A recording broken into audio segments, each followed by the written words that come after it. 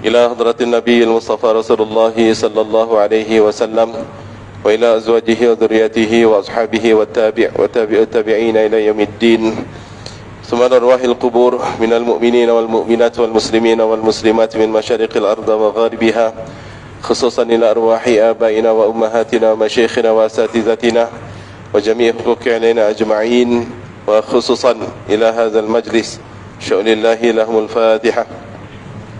أعوذ بالله من الشيطان الرجيم. بسم الله الرحمن الرحيم. الحمد لله رب العالمين الرحمن الرحيم مالك يوم الدين إياك نعبد وإياك نستعين اهدنا الصراط المستقيم صراط الذين أنعمت عليهم غير المغضوب عليهم ولا الضالين آمين. الحمد لله والشكر لله والصلاة والسلام على رسول الله وعلى آله وصحبه ومن والاه ولا حول ولا قوة إلا بالله. ما بعد. Al-Mukarramun, tuan-tuan guru, para alim ulama, para asatizah, tuan-tuan imam, tuan-tuan Bilal, pengurusi masjid beserta ahli jawatan kuasanya, tuan-tuan haji muslimin, jamaah Jumaat kita yang insya-Allah dirahmati Allah sekalian. Syukur alhamdulillah pada siang hari ini Allah memberikan perkenan pada kita untuk dapat kita bertatap muka, bersatu hati, bersilaturahim, duduk ramai-ramai untuk kita menunjukkan rasa syukur kepada Allah Subhanahu Wa Taala di atas sehari lagi kesempatan untuk kita mengumpulkan bekalan-bekalan yang baik, amalan-amalan yang saleh sebelum kita tinggalkan dunia ini untuk selama-lamanya. Ya, khususnya sekarang ini apa yang kita kumpulkan, yakni menghadiri salat Jumaat yang memang difardukan ke atas kita. Kita datang awal, kita iktikaf di masjid ini, dan sambil itu kita mendengarkan majlis ta'lim, yang mana majlis ta'lim ataupun majlis yang mengajak kita untuk membesarkan Allah seperti ini. Kita ini dibanggakan di hadapan para malaikat oleh Allah Subhanahu Wa Taala. Itu kita syukuri. Selawat serta salam kita panjatkan ke atas junjungan Nabi besar Muhammad sallallahu alaihi wasallam, Khatimul Anbiya, Khatimul Mursalin, penghulu segala nabi, Nabi yang sangat kasih, yang sangat sayang kepada kita umatnya. Kita berharap status kita sebagai umat Muhammad sallallahu alaihi wasallam ini dapat kita buktikan dengan kita mencintai setiap sunnah-sunnah yang ditinggalkan pada kita. Ada doa yang setiap kali pertemuan kita share dengan harapan kita boleh beramal dan kita boleh merayu pada Allah dengan kalimat-kalimat doa yang kita diajarkan itu, yang kita pelajari itu. Apa dia? Allahumma rzuqna mutaba'ata sunnatan Nabi sallallahu alaihi wasallam. Ya Allah, rezekikan kami agar kami dapat ikut sunnah Nabi sallallahu alaihi wasallam. Merayu kepada Allah agar kita ini diberikan rezeki oleh Allah untuk dapat ikut sunnah Nabi. Sebab kalau Allah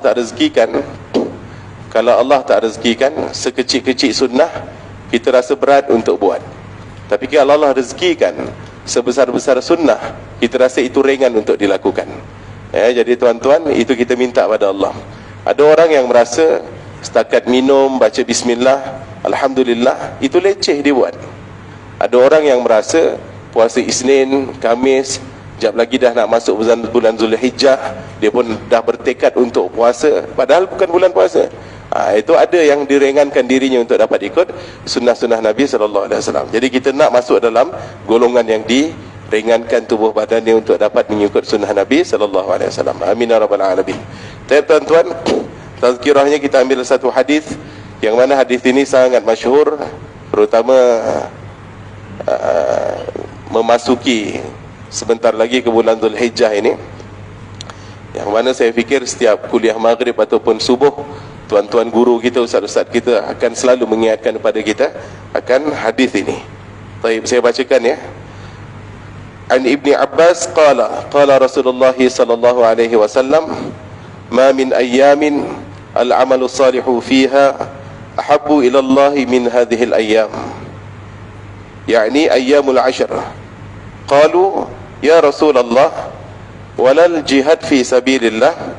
Qala walal jihad fi sabilillah illa rajulun kharaja bi nafsihi wa malihi falam yarji dzalika min syai'.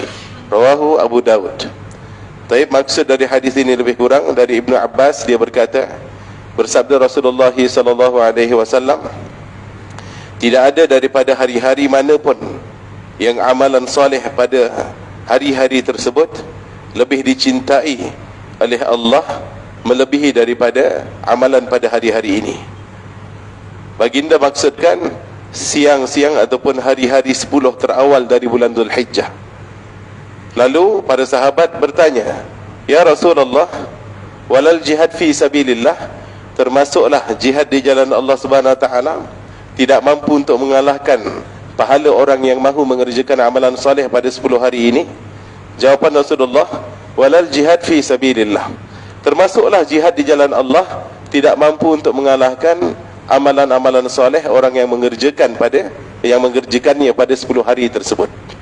Illa, kecuali rajulun, seorang lelaki ataupun seorang hamba Allah, kharaja bi nafsihi wa malihi, yang keluar dengan sepenuh jiwa raganya dan juga hartanya, falam yarji min dzalika bi syai', kemudian dia tak kembali lagi. Artinya dia gugur di medan jihad, dia syahid, termasuk di antara syuhada. Itu pahalanya tersendiri.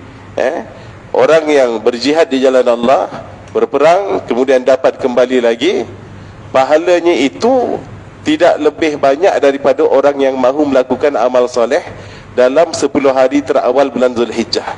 Cuba bayangkan, dan kesempatan itu akan datang kepada kita dalam beberapa hari. Hari ini sudah 16 hari bulan, 20 hari bulan sudah masuk 1 Zulhijjah. Artinya preparation, persiapan diri kita ini harus start daripada sekarang bagi yang belum mempersiapkan. Sebab bahasa daripada hadis ini, al-amalus salihu fiha, mengerjakan amal soleh di dalam 10 hari ini, ahabbu ilallah, paling dicintai oleh Allah Subhanahu wa taala. Bayangkan tuan-tuan. Jadi ini kesempatan besar. Kita nak tackle Allah SWT, bahasa manusianya macam itulah. Ya tuan-tuan, kita sudah hidup berapa puluh tahun, bila menghadapi hari-hari terawal bulan Zulhijjah, kita lara, kita main-main, kita tak serius. Tahu-tahu ada kesempatan tahun ini untuk kita masuk pada hari tersebut. Kenapa kita nak buat macam tahun-tahun sebelumnya? Tuan-tuan, puan-puan sekalian, perhatikan hadis ini ya. Kalimatnya itu al-amalus salih. Pertanyaan mudahnya, bila sesuatu perkara itu boleh dipanggil sebagai amalan soleh?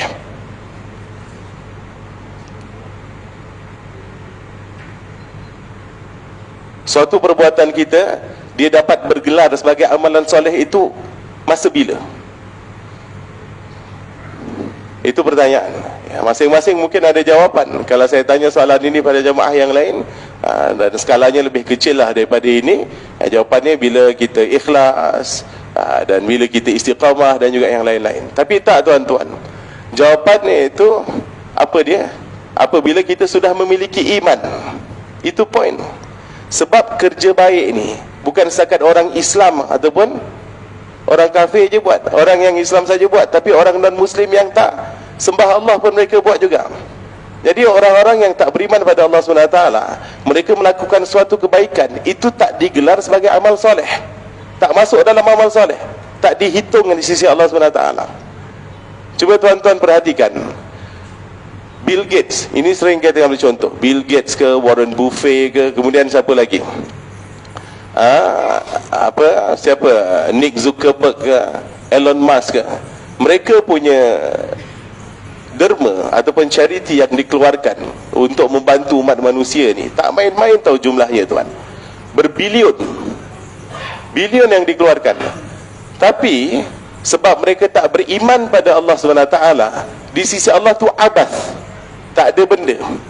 Tuan bayangkan, jangankan keluar RM1, kita ni yang beriman ni, 1 sen ke 10 sen ke, ataupun yang paling mudah daripada itu, senyum sahaja ke, itu pun dah digelar, disebut amal soleh. Untung tak untung kita? Jadi kita ada kesempatan ini masuk dalam 10 hari awal bulan Zulhijjah.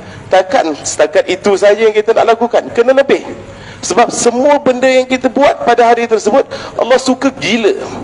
Itu terjemahan yang paling mudah untuk kita cerna dari kalimat ahabbu, yang paling dicintai, suka sangat-sangat, happy sangat-sangat untuk orang yang mengistimewakan 10 hari tersebut. Jadi tuan-tuan puan-puan sekalian, sudah, kalau kita tengok pada hadis ini, benda yang lebih dahsyat daripada itu apa? Sahabat di zaman Rasulullah SAW, apa dia perkara yang menjadikan mereka itu betul-betul nak buat? Apa dia tuan? Di antaranya jihad.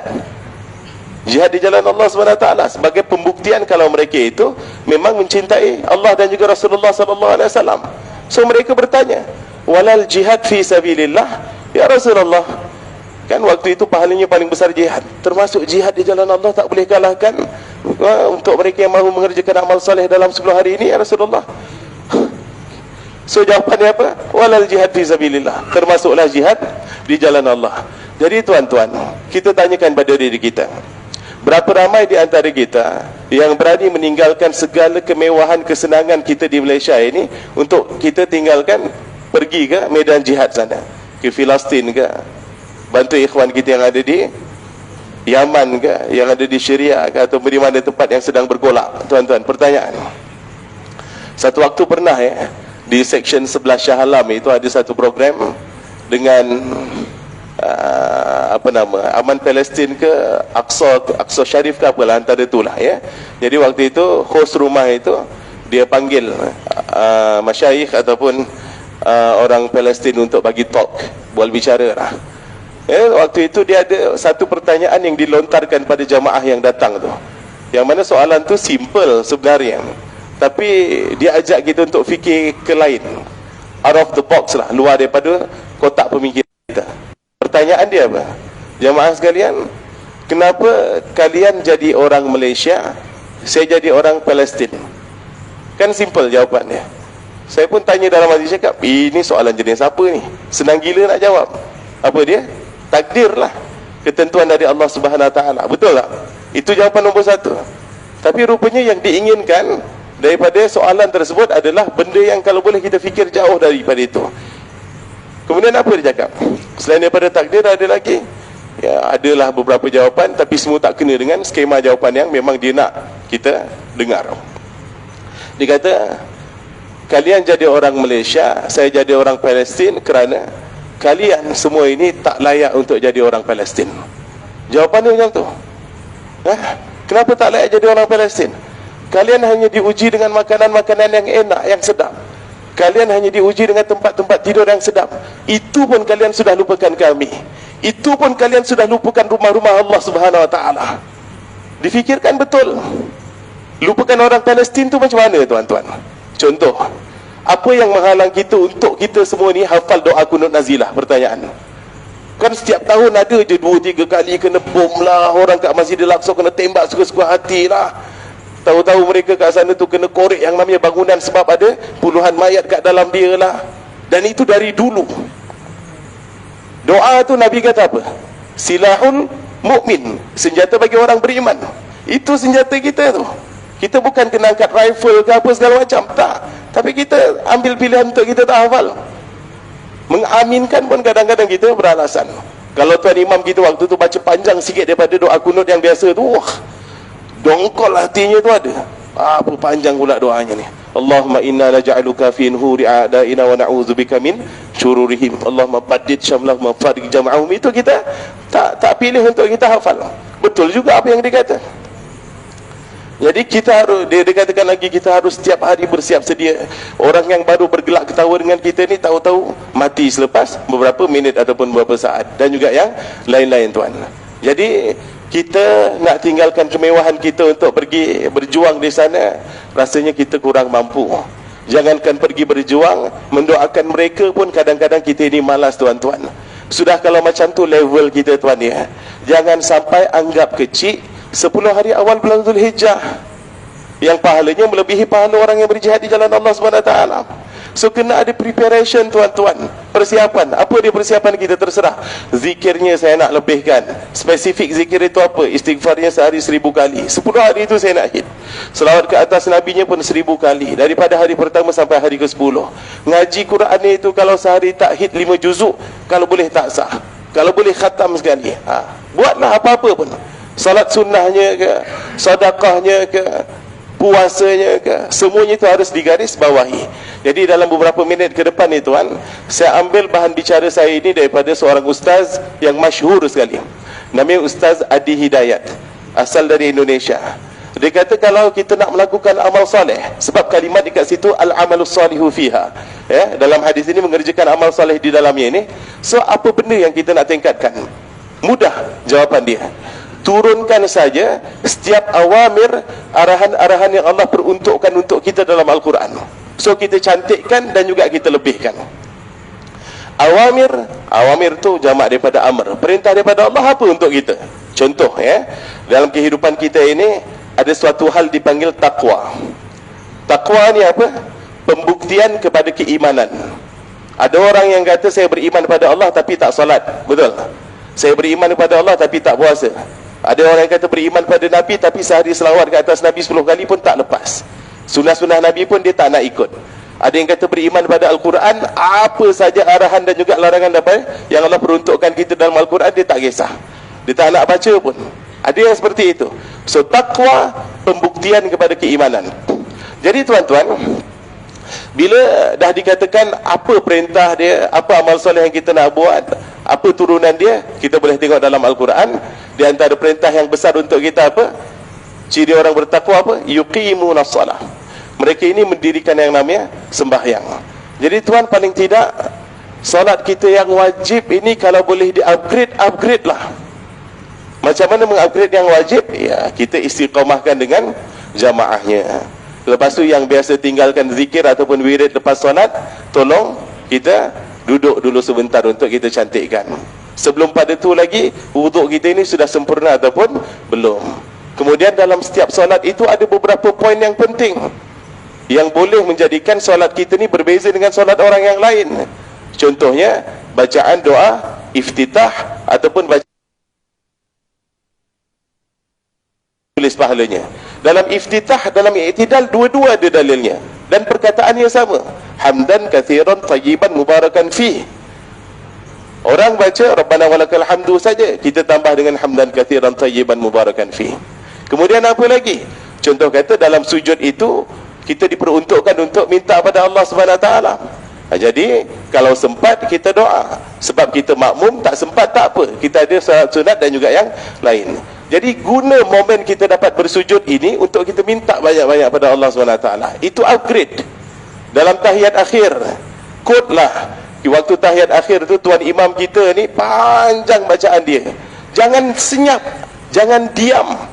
Selepas kita doa Allahumma inna na'udzubika min azabi jahannam wa min azabil qabr ila akhirih, itu doa-doa yang lain tu pun boleh juga.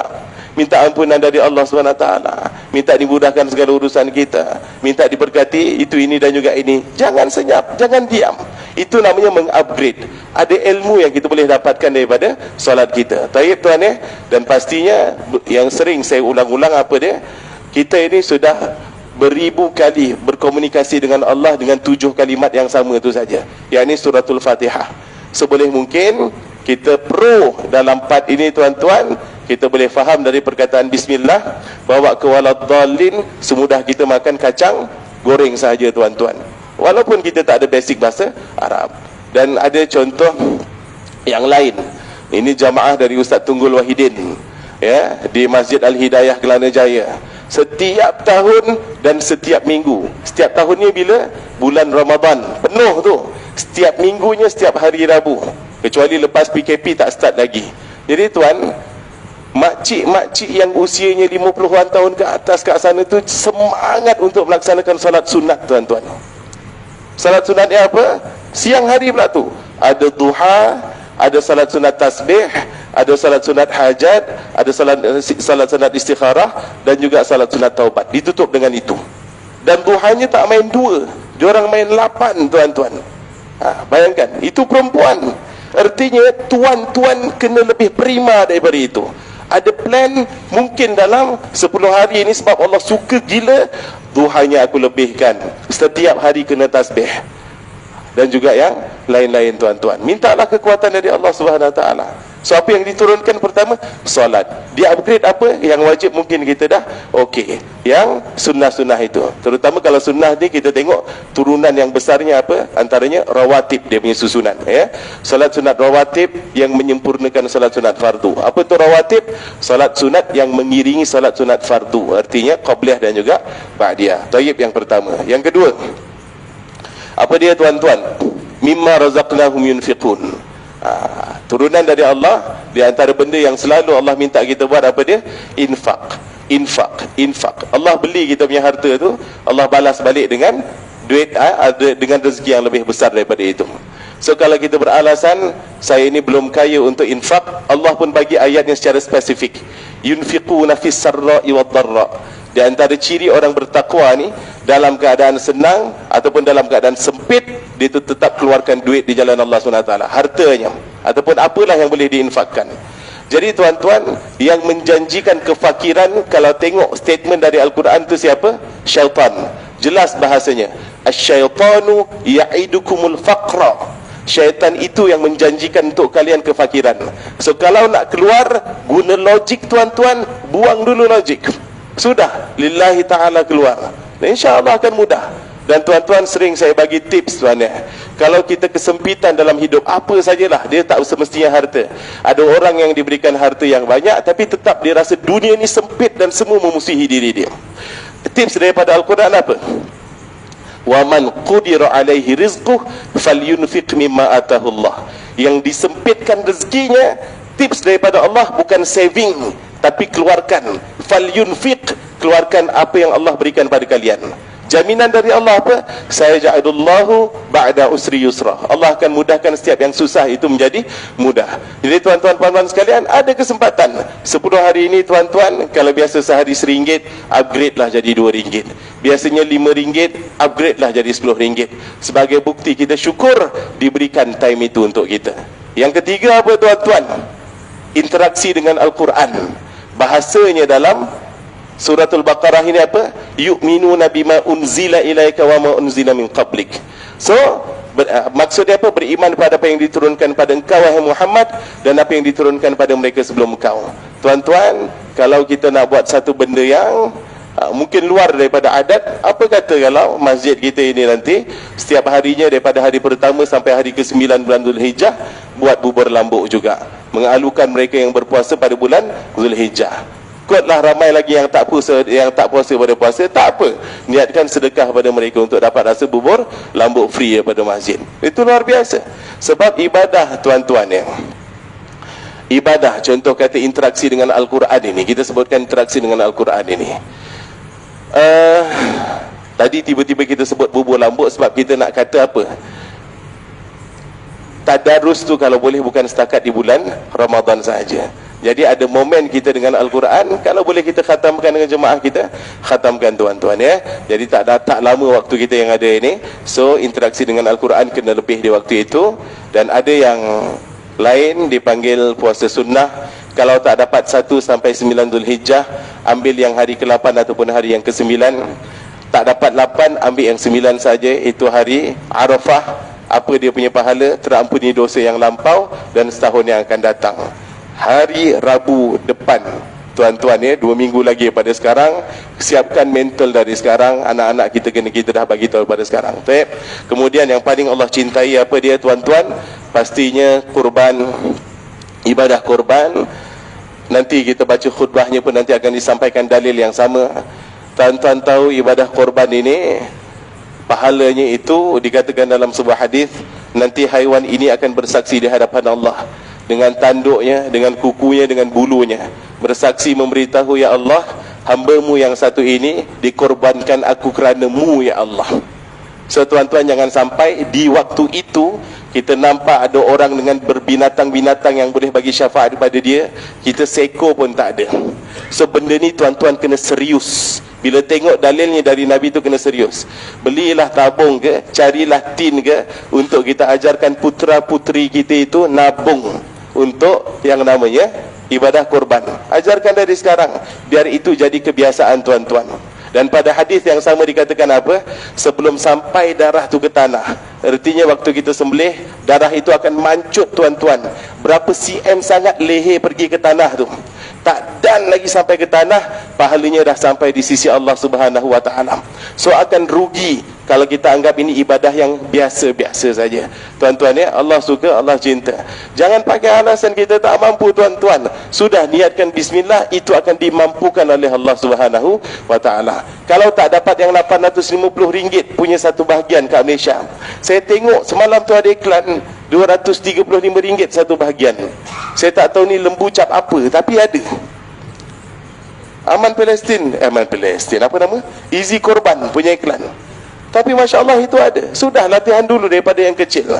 Kemudian makin besar sampailah manalah tahu. Kalau start daripada sekarang kita serius, tahun depan satu keluarga itu boleh melaksanakan korban. 7 nama. Bapaknya, maknya, longah, uda, usu, kakaknya, semua itu ada dekat situ ya. Jadi tuan-tuan puan-puan sekalian, insya-Allah hari itu akan datang. Kalau belum, niatkan dari sekarang untuk kita all out pada 10 hari itu. Minta Allah rezekikan kita untuk kita dapat melakukan ketaatan. Kalaupun dia, tuan-tuan, susah nak buat ketaatan, jangan sampai kita cinta kepada kemaksiatan. Ada satu doa cantik dari Al-Quran, bukan dari Al-Quran, doa khatam Al-Quran. Ini saya panjangkan pada tuan-tuan. Bunyi doanya apa? Allahumarhamna bitarkil ma'asi abadan ma'abqaitana. Ya Allah, tolonglah kesiankan kat kami, tolong bantu kami agar kami dapat meninggalkan segala bentuk kemaksiatan selagi hayat di kandung badan. So jangan amal soleh tak all out, tapi yang dibanyakkan maksiat pula. Waliyazubillah. Wallahu ta'ala alam. Assalamualaikum warahmatullahi wabarakatuh.